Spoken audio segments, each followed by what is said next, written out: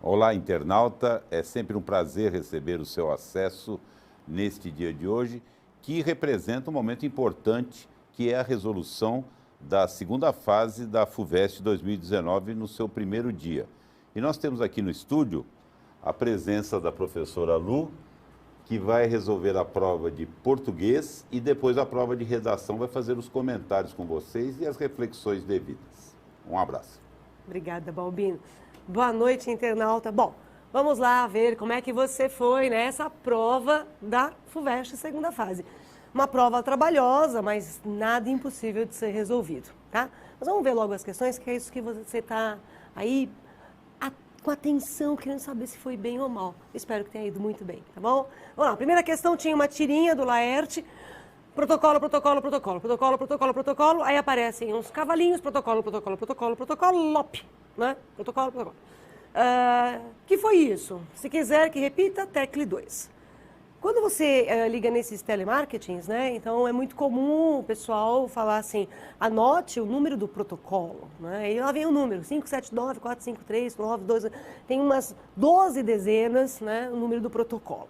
Então é a associação aqui à linguagem de telemarketing, só que ele coloca um cavalo, né, associando o protocolo, à onomatopeia que indica o caminhar do cavalo, que é o pocotó, pocotó, pocotó, pocotó, pocotó, pocotó, tá bem? E aí a questão, o item A, pediu o seguinte: de que maneira o terceiro quadrinho contribui para a construção do humor da tirinha? É justamente essa associação com o som, né, do galope do cavalo, a partir da palavra protocolo, protocolo, protocolo, protocolo, protocolo, e a ideia, a crítica que se faz ali, a ideia do telemarketing, né? Se você pegar lá no último quadrinho, tá lá, o que foi isso? Aí, se quiser, que repita, tecle 2. Então, a pessoa não entendeu o protocolo, aperta 2 e vai repetir, protocolo, protocolo, protocolo. Quer dizer, esse seria o suposto humor da tirinha, tá legal? O item B pede o seguinte: a que contexto se relaciona o último enunciado da tirinha? Bom, vamos dar uma olhadinha aqui nas resoluções. O último enunciado da tirinha é o que foi isso? Se quiser que repita, tecle 2. Aí a crítica à burocracia, né, do telemarketing, a crítica também às ações que não são humanas, né, são mecanicistas. Esse pessoal do telemarketing, muitas vezes, eles simplesmente repetem as informações que estão lá num print, né, num papel, e eles têm que falar só aquilo. Se você perguntar outra coisa, eles não conseguem, muitas vezes, te dar a informação, porque eles não são treinados para isso. Eles são treinados para repetir apenas uma informação. Então, assim, é o mecanicismo, né, do telemarketing propriamente. Tá legal? Vamos lá, questão número 2.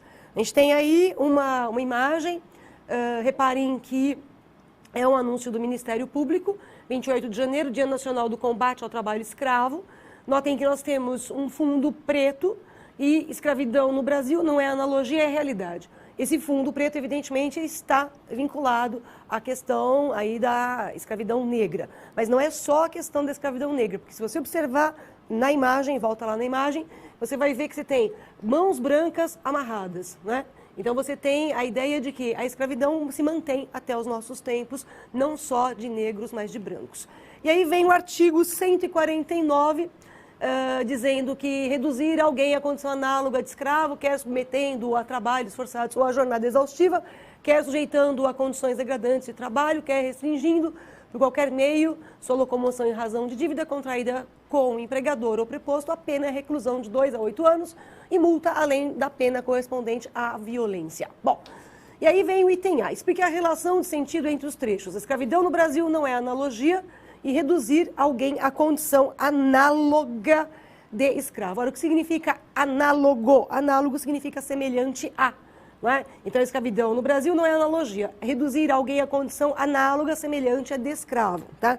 E ele pede para a gente, nesse item, para você explicar a relação entre os dois textos, quer dizer, os dois trechos. Quer dizer, ambos estão, na verdade, se referindo essencialmente aí ao trabalho escravo, como eu disse, que se mantém até os nossos tempos. Né? Embora a abolição da escravatura tenha ocorrido em 13 de maio de 1888, as condições de trabalho hoje, nós estamos em 2019, em janeiro de 2019, as condições de trabalho muitas vezes são semelhantes às condições de trabalho da mão de obra escrava do período ainda em que a escravidão existia, infelizmente, no nosso país. Ok?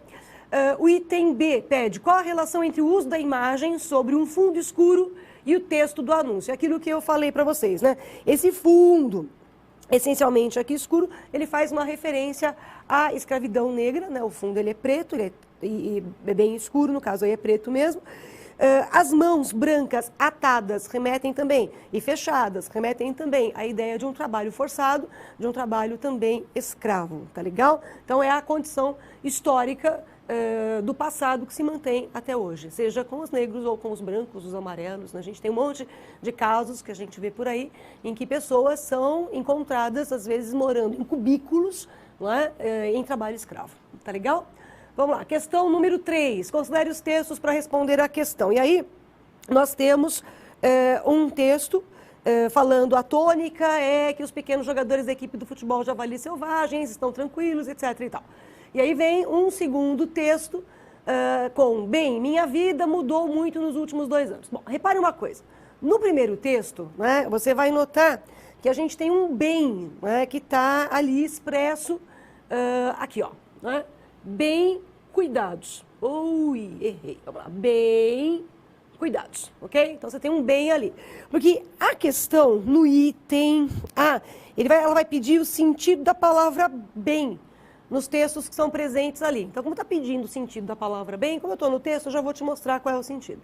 Repara que ele fala assim, que os meninos javalis selvagens estão tranquilos e até confortáveis, bem cuidados. Então, esse bem aqui é um advérbio que está intensificando cuidados, tá? Então, a função ali do bem é de advérbio. Depois, nesse segundo caso, você tem assim, bem, minha vida mudou muito nos últimos anos. Bem, tem gente que começa, a gente chama isso meio de muleta linguística, não é? Que é para começar a falar, a pessoa precisa de alguma palavrinha que não tem função propriamente. Aqui, nesse caso, é uma interjeição, que você poderia trocar por uma que vocês usam bastante, né? Então. Então, você não falou nada, mas já é então. Então, essa é uma muleta linguística. Então, esse bem aqui é uma interjeição. Então, seria, então, olha, né? Coisa do tipo, para chamar a atenção do destinatário. No item 3, a gente tem um bem aqui embaixo. Oi, nós temos um bem aqui embaixo, certo? Sorte que quem tem que gostar sou eu, né? Bem, né? Bem é. Esse bem é vocativo. Né? Aí seria uma referência ao amor dela. O pessoal usa bastante bem, né? Aqui é um bem, tá? Então, esse bem, no fim, aqui é um vocativo, tá? Então, aqui, as funções, os sentidos, né, da palavra bem e as funções em cada um dos fragmentos, né, dos textos. No primeiro caso, é advérbio que intensifica cuidados. No segundo caso, é uma interjeição. E no terceiro caso, é um vocativo, tá bom? O item B pede, reescreva o trecho. Eu quero explorar e experimentar diferentes partes da natureza, mas eu não gosto do deserto, sinto muito pelas plantas. Empregando o discurso indireto, né, fazendo as adaptações necessárias. Você vai reparar o seguinte, que no discurso direto, os verbos estão no presente do indicativo. Na hora que você passa para o discurso indireto, esses verbos vão justamente para o pretérito imperfeito do mesmo modo, né, no caso, o indicativo. Então, transformando, vamos ver aqui direto na resposta, ficaria... Ela disse que queria explorar e experimentar diferentes partes da natureza, mas que não gostava do deserto. Sentia muito pelas plantas. Ok? Essa é a forma da transferência do discurso direto para o discurso indireto. Tá bom? Questão número 4. A gente tem um texto aqui e o item A da questão número 4, ele pede para a gente a diferença entre o emprego da palavra homens no texto 1 e depois homens no texto 2. Então, vamos dar uma olhadinha aqui onde é que a gente tem homens, né? Devo acrescentar que Marx nunca poderia ter suposto que o capitalismo preparava o caminho para a libertação humana se tivesse olhado sua história do ponto de vista das mulheres. Essa história ensina que, mesmo quando os homens alcançaram um certo grau de liberdade formal, as mulheres sempre foram tratadas como seres socialmente inferiores, exploradas de modo similar às formas de escravidão. Então, olha, homens está aqui, ó, ok? Então, nós temos homens aqui. Esse homens, o emprego do homens aqui nesse texto 1, refere-se aí ao gênero masculino, né, no sentido de oposição às mulheres, né, os homens às mulheres, os dois gêneros, homens masculino e mulheres o feminino. Tá bem? Agora, se você reparar, e a gente vai ter isso no item B, o item B vai falar sobre essas mulheres que estão aqui, ó, essas mulheres que estão aqui essas mulheres que estão aqui entre aspas, ok? reparem que ele pede para a gente qual é o sentido. Então, vamos continuar lendo aqui, ó. Mulheres, entre aspas, então, no contexto deste livro, significa não somente uma história oculta que necessita se fazer visível, mas também uma forma particular de exploração. Então, mulheres aí nesse caso, está entre aspas, porque está destacando o significado atribuído às mulheres, nesse caso, que são indicadas como seres socialmente inferiores, tá bom? Agora vamos dar uma olhadinha no texto 2. Em todas as épocas sociais, o tempo necessário para produzir os meios de subsistência interessou necessariamente aos homens. Então, vamos lá. Aqui eu tenho homens, de novo, tá? E o item A pedia a diferença em relação ao homens do primeiro texto e ao homens do segundo texto. Então, homens no primeiro texto é o gênero masculino. Homens aqui no segundo texto se refere à humanidade, tá bom? Isso é o que você deveria responder no item A, tá legal? O item B é o uso de aspas em mulheres, né? Que é justamente essa referência às mulheres serem vistas, entre aspas, né, como seres inferiores aos homens. Ok? Muito bem. Questão número 4 já foi. Vamos para a questão número 5. É uma música do Chico Buarque de Holanda. Na verdade, e do Francis Raime. Na verdade, eu não vou cantar para vocês, porque eu tenho pena do ouvido de vocês, então é melhor eu não cantar. O Balbino queria cantar muito, mas eu falei que hoje não vai cantar, né? Meu caro amigo, eu bem queria lhe escrever, mas o correio andou arisco. E aí vem, né? Se me permitem, vou tentar lhe remeter notícias frescas nesse disco. E aí o item A pede, levando em conta o período histórico em que a letra da música foi composta, dá uma olhadinha aqui, ó, 1976, ok? Justifique o uso do plural no terceiro verso. No terceiro verso, reparem que a gente tem aqui, ó, se me permitem, tá legal? Se me permitem. Qual é a referência aí a esse se me permitem? É uma referência à censura. Na época do regime militar, 76, regime militar, os textos, o que se escrevia, o que se publicava nos jornais, o que se falava na televisão, nos rádios, tudo passava frequentemente pela censura, né? Então, se a censura permitisse você falar ou escrever tal coisa, você teria o seu texto publicado ou então a sua informação veiculada na mídia, tá legal? Então, aí, se me permitem, remete justamente à censura da época do regime militar, tá? Agora, eu vou continuar aqui no texto e vou te mostrar, eu já vou falar do item B. O item B, ele pede o seguinte, a letra da canção apresenta características de qual gênero discursivo? É uma carta, é uma carta musical. Repare, e ele pede quais os elementos que mostram pra gente que é uma carta. Então, ó, meu caro amigo, eu bem queria lhe escrever. Então, pronto, escrever já é a ideia de carta. E esse meu caro amigo é um vocativo típico de enunciados de carta, né? Você começa, minha querida amiga, né? Meu caro amigo, né? Minha amada mamãe. Aí você vírgula e começa o seu texto.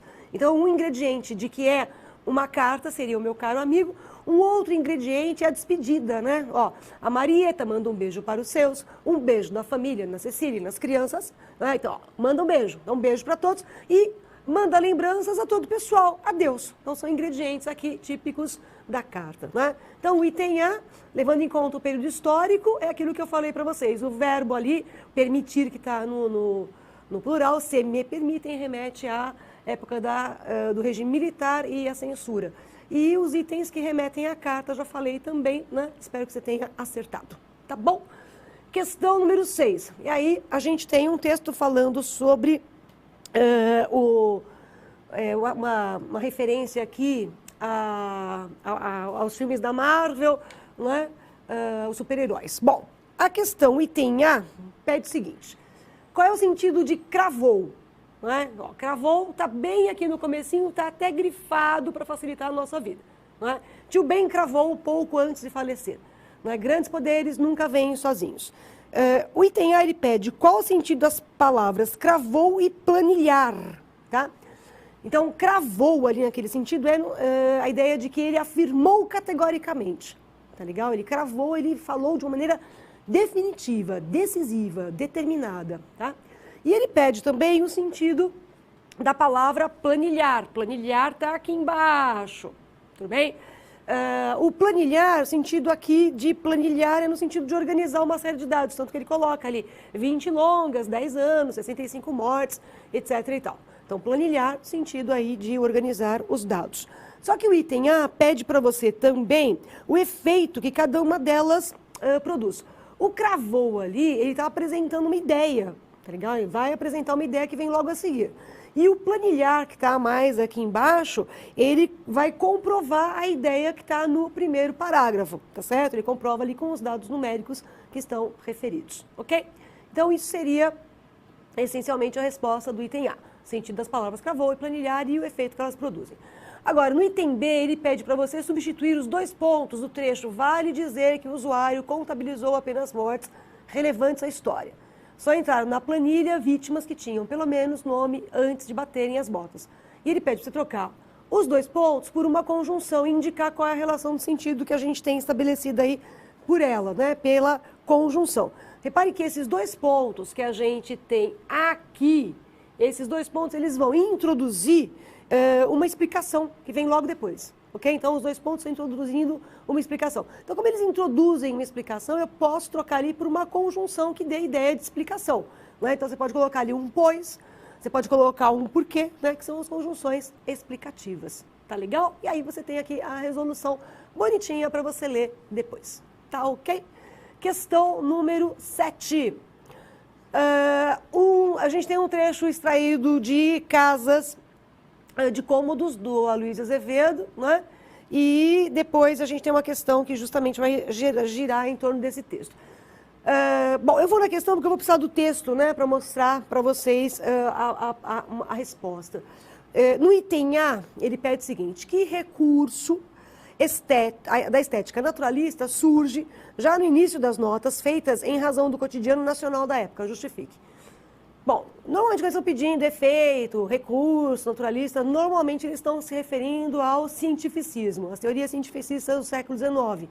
Evolucionismo, determinismo, positivismo, socialismo. Nesse caso aqui eu tenho determinismo de meio, tá legal? Olha como o meio influencia. Dá uma olhadinha aqui, né, no comecinho desse parágrafo. Quase sempre forasteiro exercia dantes um ofício na pátria que deixou para vir tentar fortuna no Brasil.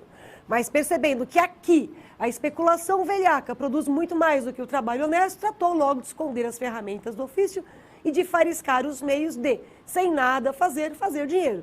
Então, lá em Portugal ele fazia alguma coisa, na terra dele, né, ele fazia alguma coisa. Quando ele chega aqui, ele descobre que não precisa fazer, é só a especulação. A especulação traz aí a riqueza. Então, é o determinismo de meio, o meio influenciando o comportamento do indivíduo. Tá legal? Isso seria a resposta do item A. No item B, ele pede o seguinte: para o leitor de cortiço, vamos dar uma olhadinha aqui, ó, o item A, opa, vamos mudar. O item A, o recurso da estética naturalista, determinismo de meio. E o item B, né? Para o leitor de cortiço, salta à vista o aproveitamento que a Aloysio Azevedo faz de parte dessas impressões ao conceber a relação entre João Romão e Bertoleza. Há também, contudo, diferenças relevantes. Qual fator que, central na sociedade brasileira do século XIX, acentua o tom perverso no final do romance? Justifique com base no enredo. O João Romão, ele vivia amancebado, aqui o item A, né, fala de determinismo, vamos lá no item B. O João Romão, ele vivia com a Bertoleza. A Bertoleza era uma escrava fugida. E aí o sonho dela era a carta de alforria. O que o João Romão faz? Ele falsifica uma carta de alforria e a Bertoleza acredita ser livre. Na verdade, ela não é livre. João Romão usa a Bertoleza no sentido de mulher que trabalha para ele, usa sexualmente a Bertoleza também, mas no final do romance, o João Romão, já rico, ele deseja a ascensão social e a ascensão no sentido de ganhar status, título. A ascensão econômica ele já tinha, né? E agora, para ele conseguir ascender socialmente, ele precisava se juntar ao Miranda, né? O Miranda, que era o dono do sobrado. O Miranda tinha uma filha chamada Zulmira. Então, João Romão, se ele casasse com a Zulmira, ele entrava para a família do Miranda e ele ganhava o status da família do Miranda. Só que para ele casar com a Zulmira, tem que se livrar da Bertoleza. E aí é simples se livrar da Bertoleza, né?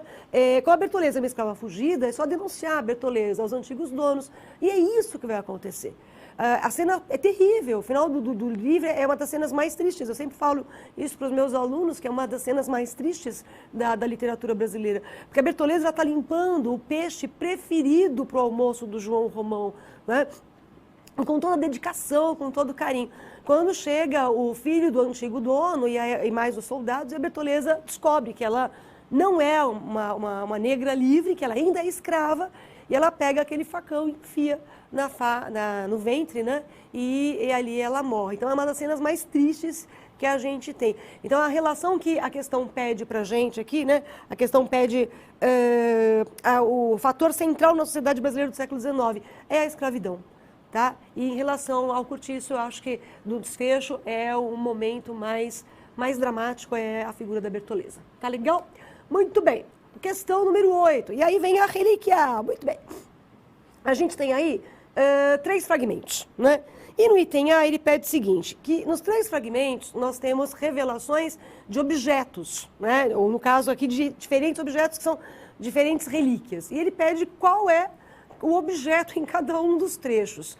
2 aqui dava para você entender com uma certa facilidade, né?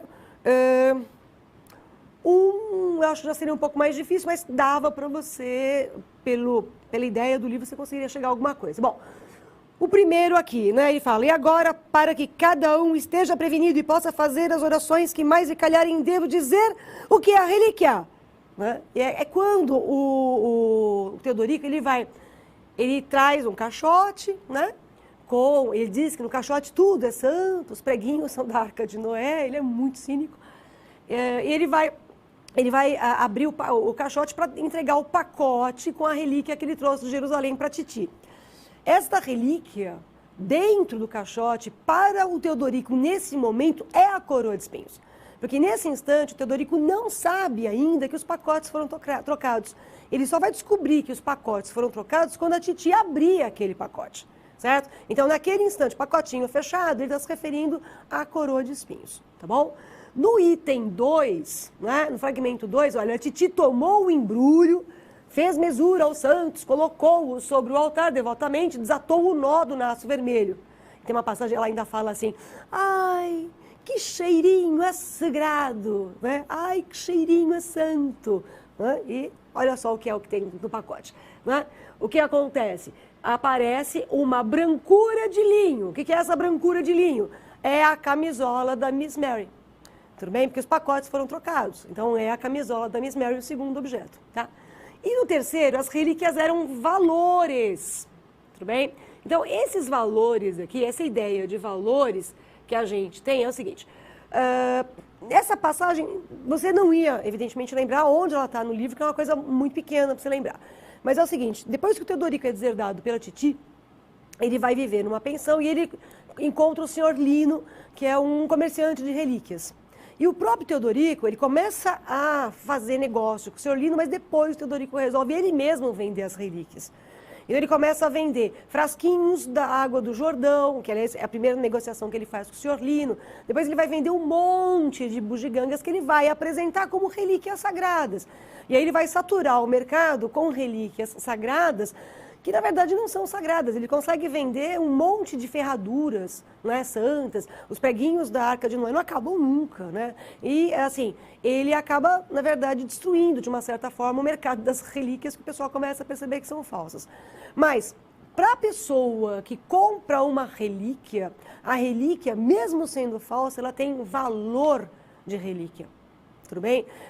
Que é o caso da própria coroa de espinhos, que o Teodorico ele fabricou lá em Jerusalém, ele pegou uns galinhos lá de uma árvore, deu voltinha neles e fez uma coroa de espinhos. Era falsa, mas a Titi, se recebesse essa coroa de espinhos, ela receberia como verdadeira, então ela passaria a ser uma relíquia. Então esses objetos aqui, esses valores seriam as outras relíquias, ou todas as relíquias, ou os objetos que são recebidos como relíquias e passam a ter esse valor sagrado. Tudo bem? Ok? Então, o item A, ele pede as passagens acima, revelações de diferentes objetos. Explicite os objetos, né? A gente já explicitou.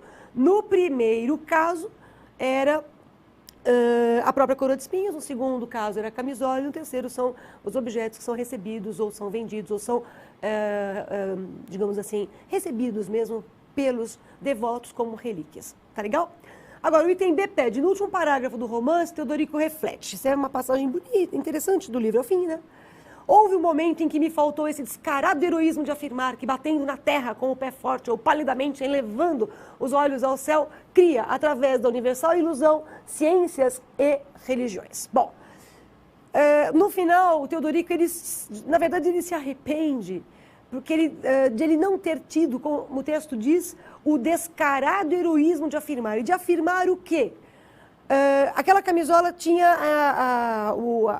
A Miss Mary escreveu um bilhetinho lá, em homenagem ao Teodorico, pelo muito que eles gozaram durante o tempo em que ele esteve em Jerusalém, e Miss Mary assinou MM.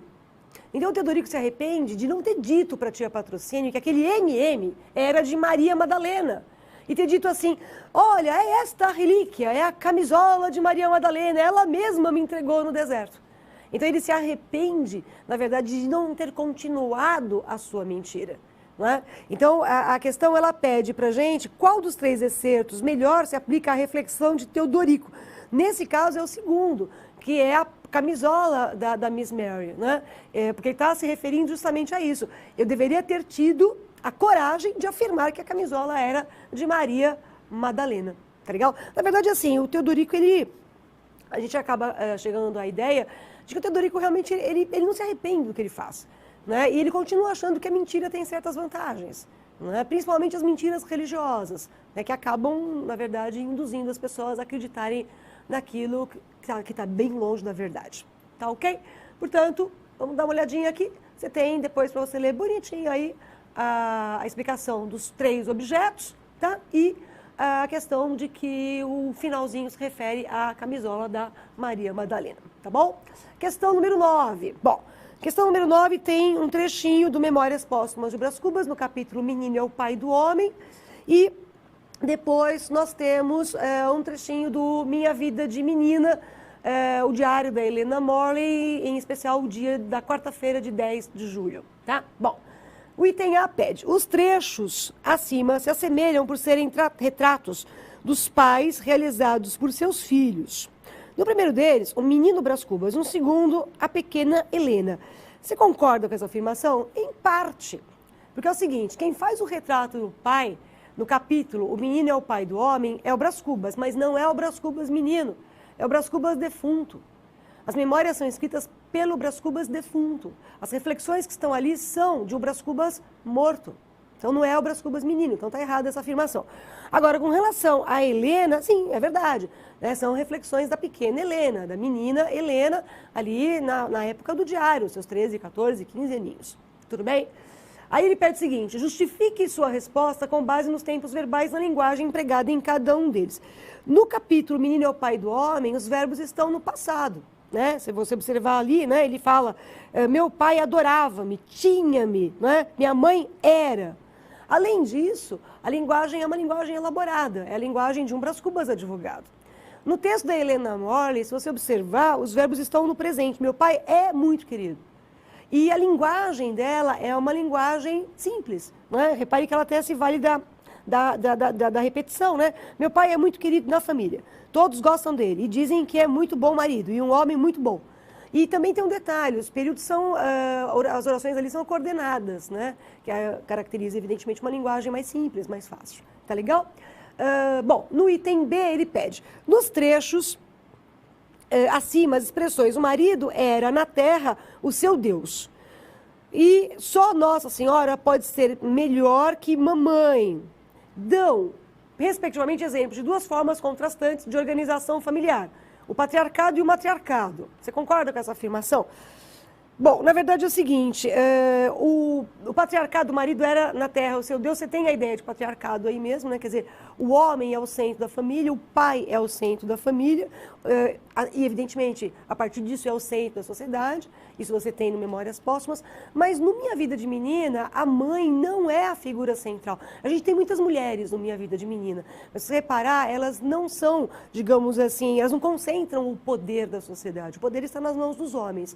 Mesmo a Dona Teodora, né, ela acabou, na verdade, enriquecendo graças ao marido. Então, é a referência patriarcal também, tá? Então, não dá para concordar com isso totalmente, não, tá bom? Questão número 10. Aqui, aí para você dar uma olhadinha, depois você lê com tranquilidade, ver que você acertou bonitinha a sua resposta, certo? E a gente tem também aqui a explicaçãozinha do patriarcado e do matriarcado. certo? Bom, vamos lá para a questão número 10 para encerrar as questões da parte de língua e literatura, tá? Da prova da segunda fase da FUVEST. Bom, a gente tem aqui um trechinho do Conversa de Bois, que é o boi dançador, né, observando o homem, tá bom? E tadã, um boi vê os homens, poema do Carlos Drummond de Andrade, do livro Claro Enigma, em que um boi está observando os homens, tá bom? Então, vamos dar uma olhadinha aqui na questão. O item A pede, em ambos os textos, o assombro de quem vê decorre das avaliações contrastantes sobre quem é visto. Justifique essa afirmação com base em cada um dos textos. Então, na verdade, assim, no primeiro texto, a análise do homem é feita pelo boi dançador, né? Então, o boi dançador, ele vê os contrastes lá no ser humano. E no texto do Drummond, eu também tenho o boi, né, relacionando ali vários contrastes do ser humano, ok? O item B pede o seguinte, o conto de Rosa e o poema de Drummond valem incidir uma mesma figura de linguagem. Explicite essa figura e justifique a sua resposta. Ora, eu não tenho bois conversando, eu não tenho bois falando, né? Eu tenho, no Conversa de Bois, é o boi dançador falando. Num boi vê os homens, eu tenho um boi falando. Então, o boi, ele ganha características humanas. Isso a gente chama de personificação ou prosopopeia. Tá ok? Essa parte de língua e literatura, espero que você tenha feito aí uma excelente prova. Agora vamos dar uma olhadinha na redação, né? Vamos dar uma olhadinha aqui na redação. Na redação a gente tem... Opa, deixa eu voltar aqui, só um segundo.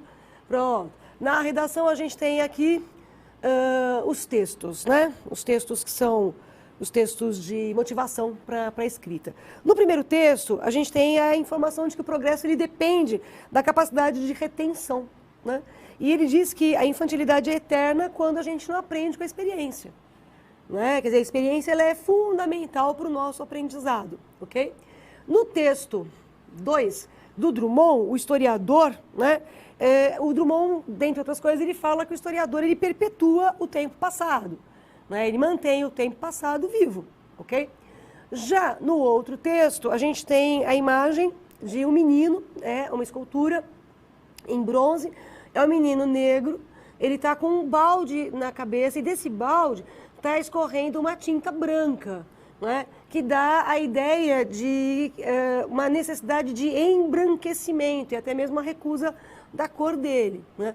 Uma coisa curiosa, eu não me lembro disso, né, porque não é da minha época, mas eu conheço, historicamente, havia alguns times de futebol em que os jogadores, para não sofrerem preconceito, eles usavam pó de arroz, né? O pó de arroz era um pó compacto, né, que deixava a pele mais clara, mais branca, né, justamente para não sofrer o preconceito. Essa imagem do menino lembra um pouco esse fato, esse acontecimento real, né?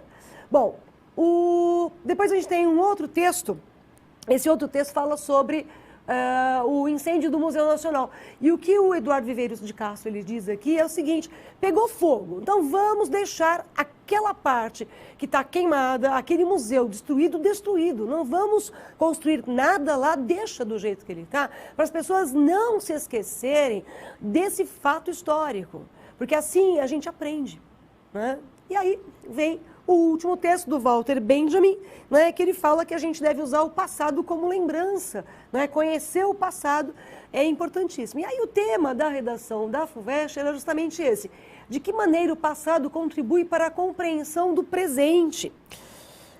Olha, a gente precisa conhecer o passado para a gente entender o presente e não cometer os mesmos erros no futuro. Isso não é só com relação à história, à sociedade, ao nosso mundo político, econômico. Não, é também em relação à nossa própria vida, né? Os meus erros de passado eu não cometo mais hoje, porque eu aprendi com eles. Então, meu presente é mais certo em relação aos meus erros de passado. Quer dizer, o passado ele é fundamental. Heródoto diz uma coisa muito interessante. Ele fala assim, Heródoto, filósofo, bom? Ele fala o seguinte, pensar o passado para compreender o presente e localizar o futuro. Então, a partir do momento que a gente estuda o passado, a gente entende o presente.